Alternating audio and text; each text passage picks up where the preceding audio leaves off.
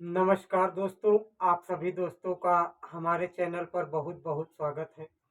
दोस्तों, आज जो मैं ये सच्ची घटना लेकर आया हूँ, ये सच्ची घटना झारखंड के धनबाद जिले में झरियाडीह गांव की है। दोस्तों, झरियाडीह गांव में एक लड़की आत्महत्या कर लेती है और आत्महत्या कर लेने के 7 दिन बाद जिस जगह पे उसने आत्महत्या की थी, उस जगह से 7 दिन बाद जो भी इंसान गुजरता, उसे सिर्फ एक ही आवाज़ सुनाई देती, भैया मुझे अपना मोबाइल दे दो, मुझे एक कॉल बात करना है। दोस्तों, आइए आप लोगों को कहानी से रूबरू कराता हूँ कि लड़की ने आखिर क्यों आत्महत्या की और आत्महत्या कर लेने के बाद में वहाँ से ऐसी आवाज़ें क्यों आ रही हैं।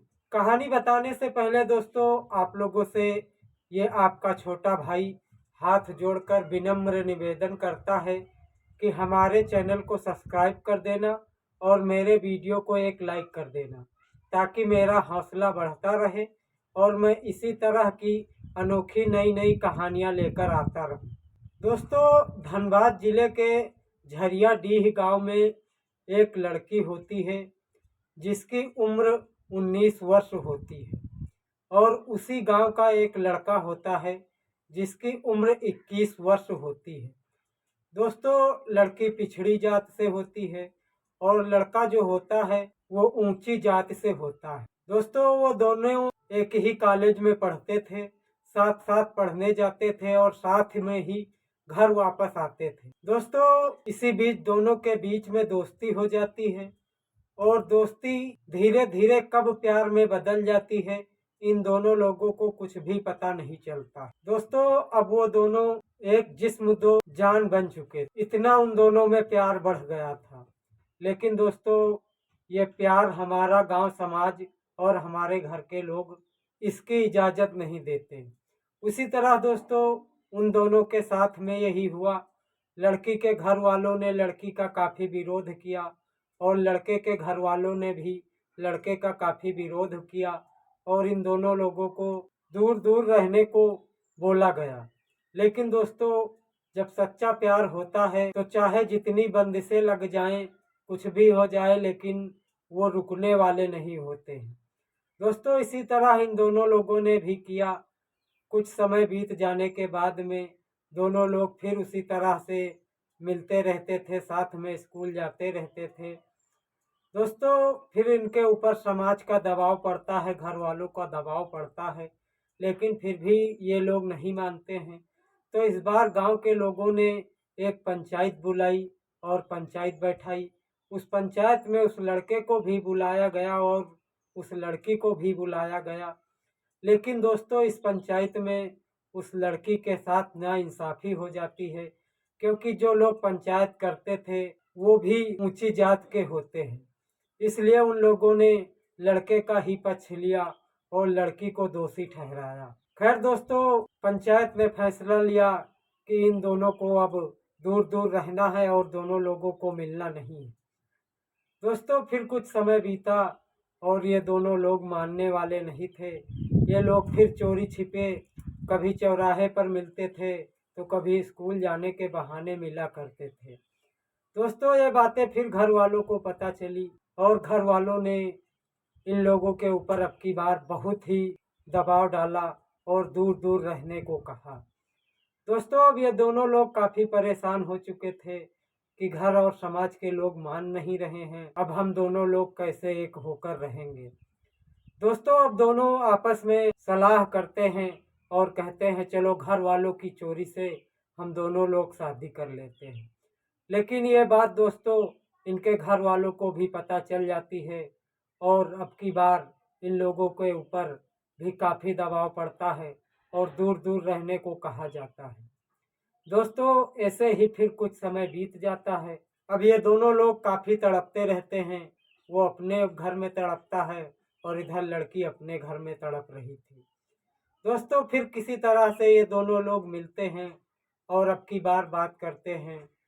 ये समाज और ये घर वाले हम लोगों के प्यार को नहीं समझेंगे, ये लोग हमें एक साथ में नहीं रहने देंगे, तो चलो एक काम करते हैं। ये दुनिया हमें नहीं मिलने देती है, हम इस जमाने में नहीं मिल पाए तो चलो दोनों लोग साथ में जान दे देते हैं, और जान दे देने के बाद में अगले जन्म में हम दोनों एक होकर रहते हैं।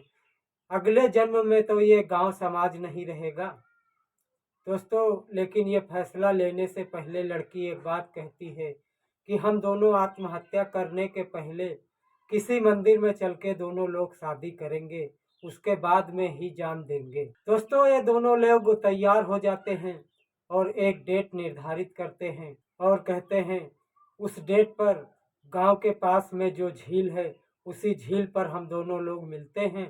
पहले चलकर हम लोग किसी मंदिर में शादी करेंगे, फिर आकर उसी झील में साथ में कूद कर जान दे देंगे। अब दोस्तों ये वादा करके दोनों अपने अपने घर को वापस लौट जाते हैं और उस डेट का दोनों लोग इंतजार करते रहते हैं। इंतजार करते करते दोस्तों वो डेट आ भी जाती है। अब उस डेट पर दोस्तों लड़की तो दुल्हन के भेष में तय की हुई जगह पे पहुंच जाती है, लेकिन दोस्तों लड़का वहां नहीं पहुंचता है। दोस्तों लड़की वहां घंटे 2 घंटे इंतजार करती है, लेकिन लड़का फिर भी नहीं पहुंचता है। लड़की काफी परेशान हो जाती है, घबराने लगती है। जब वो इंतजार करके थक जाती है तो उस राह से जो भी गुजरता था उससे कहती थी, भैया लाओ अपना फोन दे दो, मुझे एक कॉल बात करनी है। दोस्तों वो लड़की जो भी इंसान गुजरता उसका मोबाइल लेकर उस लड़के के मोबाइल पर फोन लगाती, लेकिन दोस्तों फोन लगने वाला नहीं था। फोन नहीं लग रहा था क्योंकि उस लड़के के घर वालों ने उस लड़के को एक कमरे में बंधक बनाकर बंद कर दिया था और उसका मोबाइल भी ले लिया था। इसलिए लड़की दिन भर फोन लगाती रहती है और उसका मोबाइल स्विच ऑफ बताता रहता है। दोस्तों ऐसे ही करते करते शाम हो जाती है और लड़की सोचती है लाओ अब मैं वापस घर को चली जाती हूँ। लेकिन दोस्तों लड़की फिर सोचती है मैं कौन सा मुंह लेकर अपने घर वापस जाऊंगी। दोस्तों अब वो लड़की रात बिताने के लिए उसी झील के पास जंगल में तैयार हो जाती है और उसी जंगल में वो लड़की रात बिता देती है। दोस्तों अब सुबह हो जाती है और सुबह भी लड़की उस लड़के का इंतजार करती रहती है, लेकिन दोस्तों लड़का सुबह फिर नहीं पहुंचता है। अब दूसरे दिन भी लड़की यही करती है, जो भी इंसान गुजरता उसका मोबाइल मांगती और उस लड़के के नंबर पर फ़ोन लगाती, लेकिन दोस्तों फ़ोन स्विच ऑफ ही बता रहा था। अब दोस्तों दूसरे दिन भी शाम हो जाती है। अब तो लड़की काफ़ी परेशान हो जाती है, भूख प्यास से उसका बहुत ही बुरा हाल हो जाता है। अब दूसरे दिन भी शाम हो जाती है दोस्तों, और दोस्तों उधर उस लड़की के घर वाले भी उस लड़की को खोज रहे थे और खोजते खोजते उसी झील और जंगल के पास पहुंच जाते हैं जहां वो लड़की उस लड़के का इंतजार कर रही थी। अब दोस्तों वो लड़की देखती है अपने घर वालों को आते हुए, तो वो लड़की कहीं झाड़ियों में छिप जाती है और उसके घर वाले आते हैं, लड़की को खोजते हैं। जब लड़की उन्हें नजर नहीं आती है तो फिर उसके घर वाले वापस घर को लौट जाते हैं। अब दोस्तों वो लड़की दूसरी रात भी उसी जंगल में बिताने के लिए मजबूर थी और वो दूसरी रात भी बिताने के लिए तैयार हो जाती है। लेकिन दोस्तों इस रात उस लड़की के साथ एक घटना घट जाती है। उसी जंगल में कुछ माओवादी लोग छिपे थे जिस जंगल में वो लड़की रुकी थी। अब दोस्तों वो माओवादी लोग जब लड़की को अकेला देखते हैं तो लड़की के साथ उन लोगों ने उस लड़की का रेप कर दिया और उसका बहुत ही बुरा हाल कर दिया। अब दोस्तों किसी तरह उस लड़की की रात उसी जंगल में बीती और सुबह हुई। दोस्तों अब वो लड़की इंतजार करके थक चुकी थी और वो अब बहुत ही टूट चुकी थी, वो हार मान चुकी थी। इसलिए दोस्तों उस लड़की ने अब हिम्मत करके उसी झील में कूद कर उसने अपनी जान दे दी। अब दोस्तों जान दे देने के बाद में ये बात उसके गांव में आग की तरह फैल जाती है और किसी तरह उस लड़के को भी पता चल जाती है कि उस जिस लड़की से वो प्यार करता था उसने तो आत्महत्या कर ली। अब दोस्तों लड़का पागल हो जाता है और उस लड़के के घर वाले उस लड़के का इलाज भी कराते हैं, तांत्रिक लोग को भी दिखाते हैं, लेकिन दोस्तों डॉक्टर भी फेल हो जाते हैं और तांत्रिक भी फेल हो जाते हैं, जिससे उस लड़के को पागल खाने में भर्ती कराना पड़ा। दोस्तों इधर गांव में लड़की को मरे हुए लगभग 7 दिन बीत चुके थे और अब गांव में कुछ शांति का माहौल आ जाता है। लेकिन दोस्तों इसी बीच इस घटना में एक नया मोड़ आ जाता है। दोस्तों जहां पर उस लड़की ने आत्महत्या की, 7वें दिन बाद वहां से जो भी इंसान गुजरता उसे दिखाई तो कुछ नहीं पड़ता, लेकिन उसे सिर्फ एक आवाज आती, भैया लाओ अपना मोबाइल दे दो, मुझे एक कॉल बात करनी है। अब दोस्तों कुछ लोग तो काफी डर जाते और कुछ लोग वही मौके पर ही बेहोश हो जाते।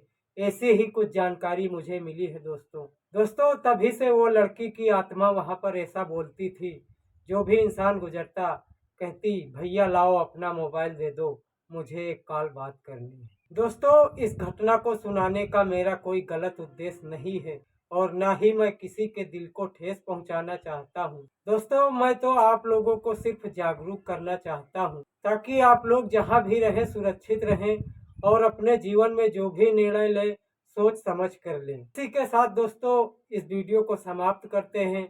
मिलते हैं फिर किसी अगली वीडियो में ऐसी ही रोचक कहानी लेकर।